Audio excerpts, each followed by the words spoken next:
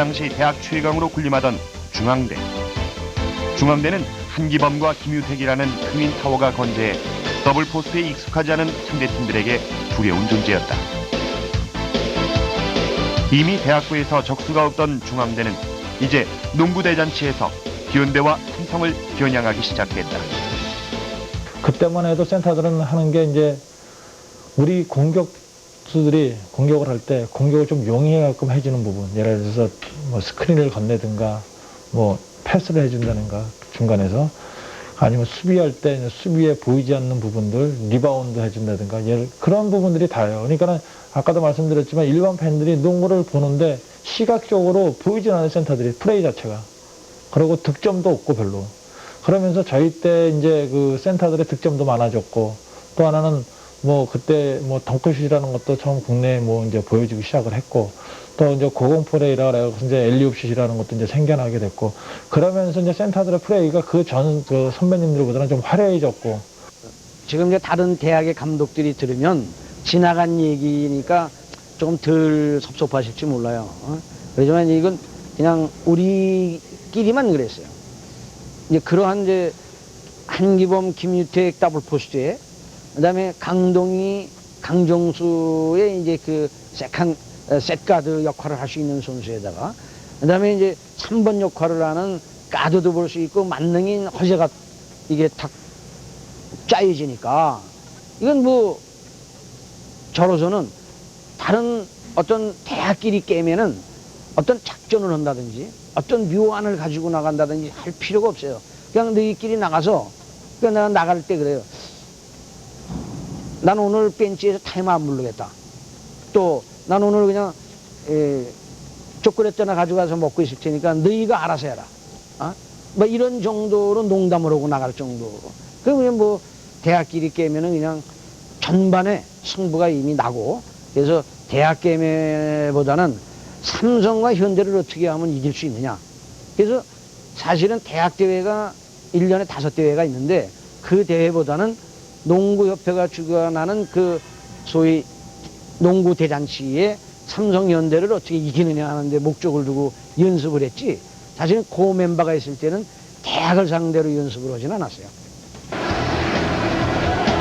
중앙대 농구의 가장 큰 특징은 장신을 이용한 고공농구였다. 한기범과 김유택이라는 두 센터의 존재 자체가 그만큼 다양하면서 새로운 작전을 구사할 수 있다는 얘기도 됐다. 큰 키에 유연한 몸놀림과 빠른 순발력은 최상의 조화를 이루었고, 상대팀들은 이 두 선수를 동시에 막아내기엔 힘이 붙였다. 기존에 있었던 키다리 선수들과는 질적으로 다른 대형 농구 스타들이 탄생한 것이다.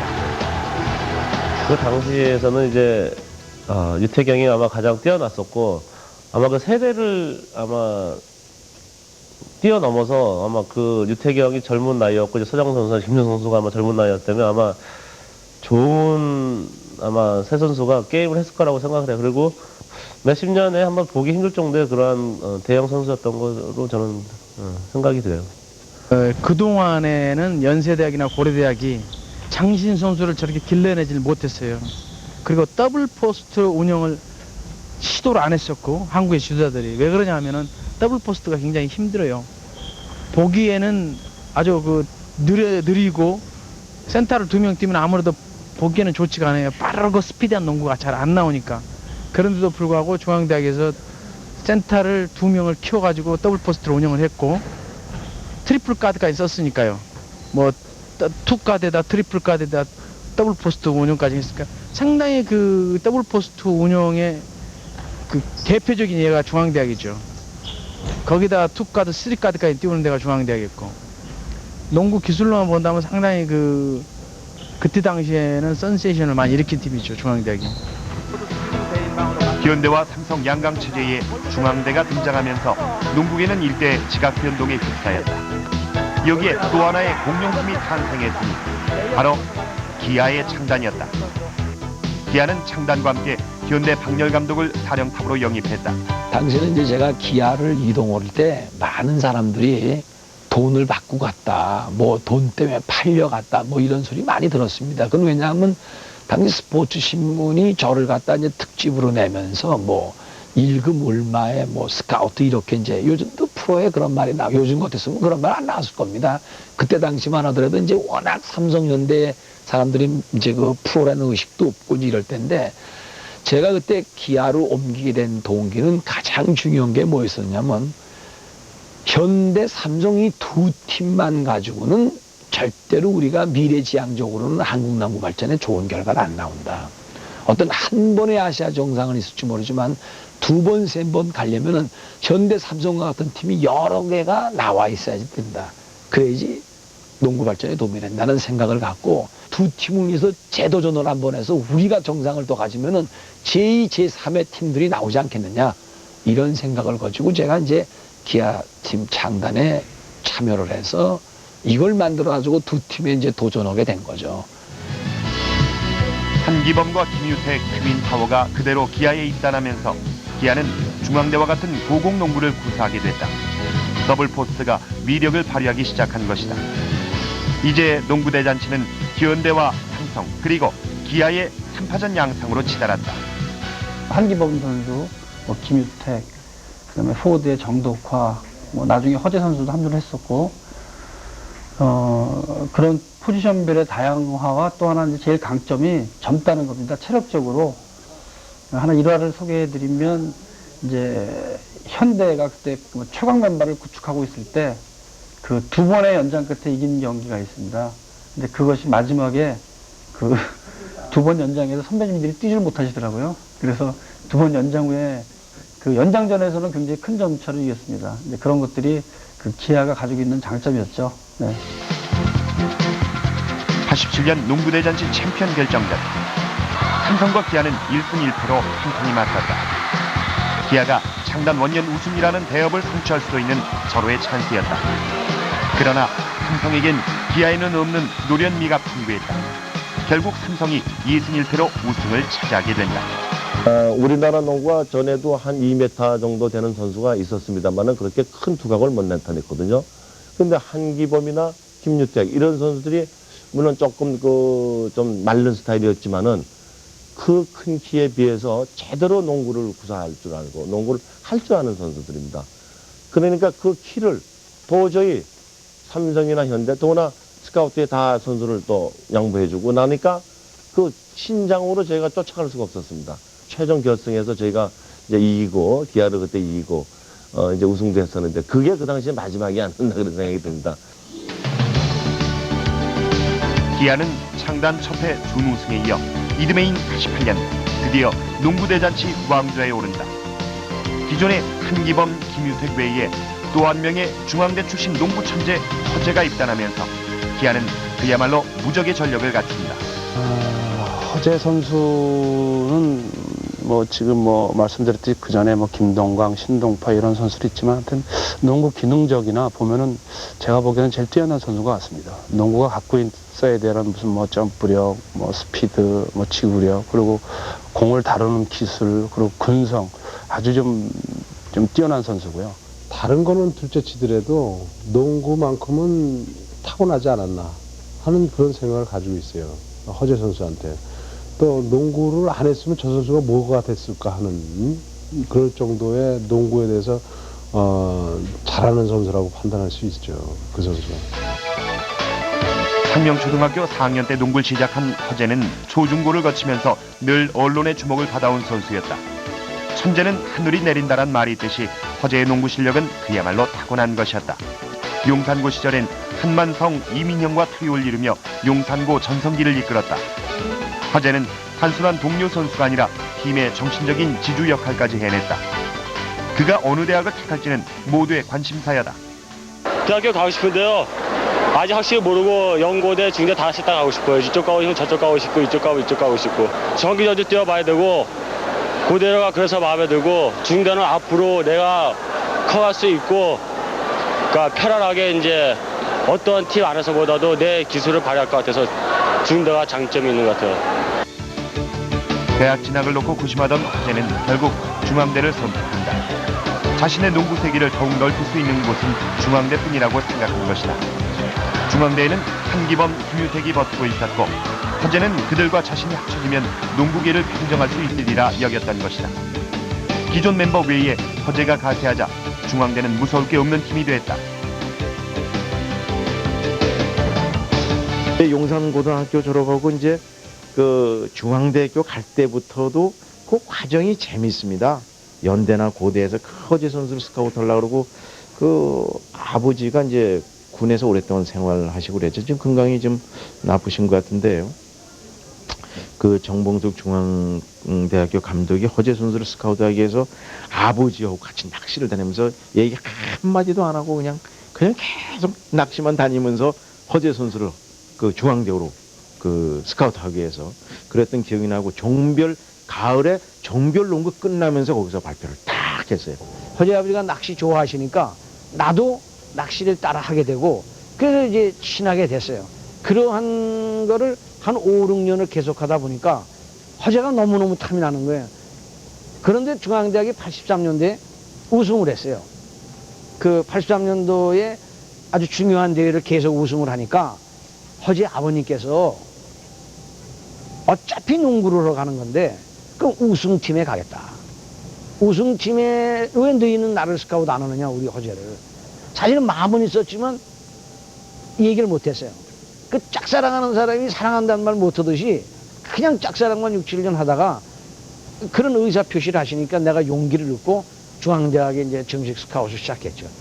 그러니까 사실 뭐 연대나 고대가 참 그러니까 명문 대학교고 농구도 참 좋았을 텐데 그 당시 이제 중앙대학교에 이제 1년 선배인 김태 형이 있었고 그 2년 선배인 이제 기범 형이 있었고요. 센터로서요.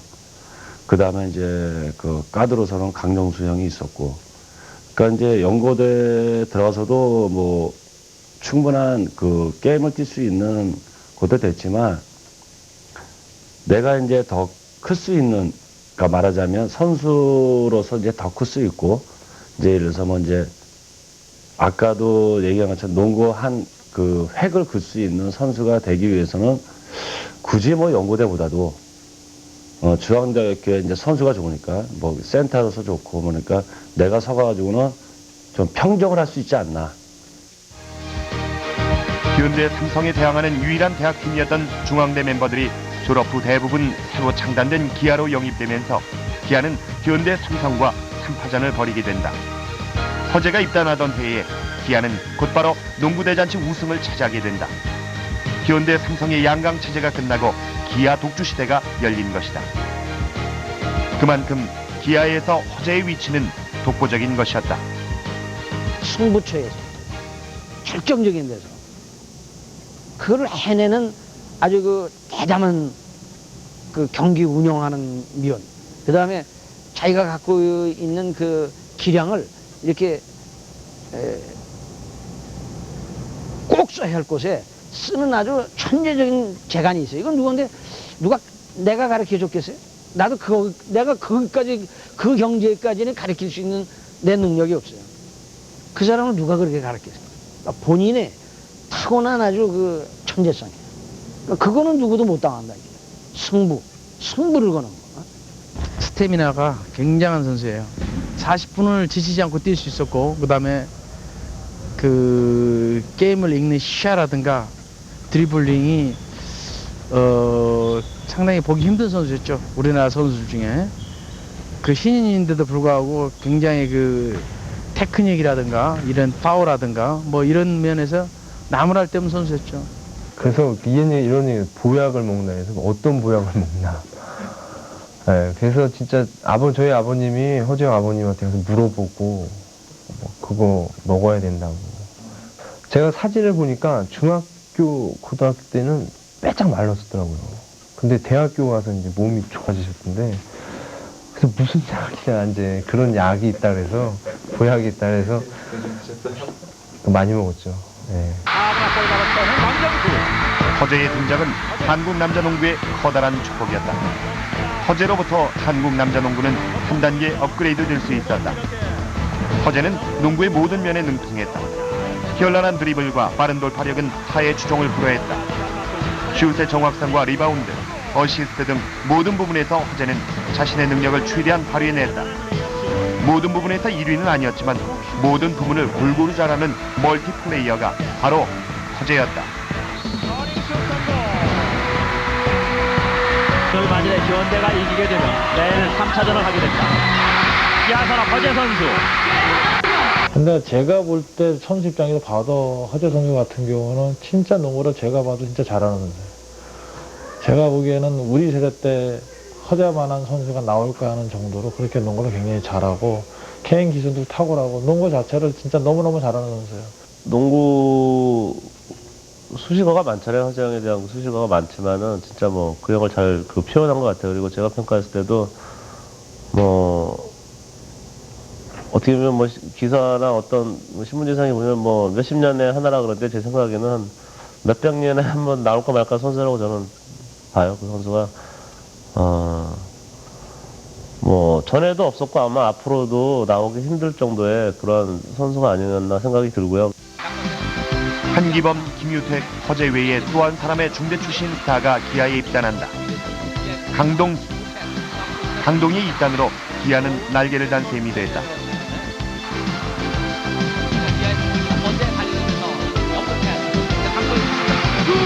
골이 났습니다. 강동의 슛 역전. 이서 못 걸렸습니다. 기아가 골 잡아냈습니다. 허재 골밑 쪽으로 김유택 점프슛 골을 넣습니다. 조동기, 이제 강동이 드라이브 레이업 슛 성공. 레이업 성공. 구석구석 야무지게 찔러주는 강동의 어시스트로 인해 더블 포스트와 허재의 플레이가 더욱 빛을 발했다. 기아의 최대 강점은 그런 중앙대 출신들이 대학교 때부터 이어온 끈끈한 결속력이었다. 이제 아무도 기아를 막을 수가 없었다. 근데 강동현 선수는 단신이면서도 그 이제 긴팔을 이용하는 그 이점이 있지만 그 타이밍에 대해서는 아주 최고의 선수라고 생각합니다. 스피드가 그렇게 빠르지는 않지만 모든 거를 타이밍으로 컨트롤하고 타이밍으로 패스하고 타이밍으로 잡고 모든 거를 이 시간차로 그 경기를 운영하고 자기 플레이를 하기 때문에 그거는 정말 타고나지 않으면 뭐 누구한테 배워서 되는 그런 게 아닌 중앙대학 시절부터 손발을 맞춰왔기 때문에 말을 안 해도 눈빛만 봐도 서로 간에 콤비네이션이 맞았었고 그다음에 그 골밑이 튼튼하기 때문에 언제 어디서든 속공 능력이 가능했고 뭐 이런 콤비네이션 플레이가 연습 뭐 대학교 4년 동안 했지 기아에서 했지 그러니까 어느 팀보다 그런 손발에 잘 맞았죠. 그런데다 장신 데리고 있지 개인기까지 갖추고 있으니까 상당히 그 상대 팀들이 저희 팀을 두려워할 수밖에 없었죠. 멤버 구성이 정말 잘 됐었고요. 그다음에 뭐 아까도 얘기했지만 유태희 형도 있었고 기범 형도 있었고 뭐 저도 있었고 뭐 강도희 선수도 있었고 또 김영만 선수도 있었고 그렇기 때문에 사실 껄끄러우면 다른 팀이 우리 팀이 껄끄러웠지 우리 팀은 그 당시에 뭐 껄끄러운 게 없고 그냥 그런 생각 있잖아요. 뭐 나가면 우승한다. 뭐 이제 그런 자신감들이 있었기 때문에 뭐 껄끄러운 상대는 없었던 것 같아요. 기아는 88년부터 93년까지 농구대잔치 5연패 위협을 달성했다. 현대도 삼성도 기아의 적수가 될 수 없었다. 너무 기아만 이기다 보니 농구가 재미없어졌다는 팬들의 소리도 간간히 들렸다. 하지만 기아는 이길 수밖에 없는 팀이었다. 기아에는 농구 천재 허재가 있었고 한기범 김유택의 트윈 파워 그리고 최고의 가드 강동희까지 포진하고 있었다. 하지만 이런 기아에도 틈새가 생기기 시작했다. 정상에 올라가서 정상을 지킨다는 게 사실 도전하는 것보다는 더 어렵다는 걸 그때 참 많이 느꼈습니다. 제가 차석에 있을 때는 저기 하나밖에 없어요. 정상에 있는 팀. 근데 올라가 보니까 전 팀이 이제 저희들을 흔드니까 이거를 유지하는 게 더 어려웠다고 이제 이제 할 수밖에 없습니다. 얄밉다. 저것들이 왜 저렇게 빨리 우승하냐. 타도 기아 뭐 이런 쪽으로 일변도로 갔기 때문에 당시에 우리 팀한테 가장 취약점인 게 뭐였었냐면 저희 팀을 외부에서 팀워크를 해치는 발언들을 많이 했죠. 중앙대학 1순위다. 연대는 뭐 어떻다. 또 고려대학은 가면 안 된다. 이런 쪽으로 이제 흔들었기 때문에 그거를 추스르기가 가장 어려웠습니다. 그때 당시에 이제 우리가 워낙 사실 멤버가 좋아가지고 오히려 상대보다 내부에 그 적이 많았죠. 왜 내부에 적이 많았냐 하면은 사실 중앙대학을 주축으로 기아가 창단이 됐는데 연세대학에 몇 명 선수가 있었잖아요. 그러다 보니까 조금 팀이 삐걱거렸는데 그래도 경기하는 동안에는 서로가 마음이 맞아서 열심히 했어요. 아무리 중대 출신들이 모여 결속력을 자랑했지만 기아에도 문제는 있었다. 중대 출신들과 비중대 출신들 간의 불신의 골이 흩어져 갔다. 외부의 적보다 내부의 적이 더 무서웠던 것이다. 연세대 출신 유재학이 조기 은퇴를 단행했고 황렬 감독도 총감독으로 일선에서 물러나게 됐다. 그 창단하던 해나 그 다음 해까지는 이 선수축이 고르게 분포가 되어 있었습니다. 타대학 출신도 굉장히 많았고, 근데 이제 그 다음 해부터 이제 그 중앙대학교에 우수 선수들이 많았습니다.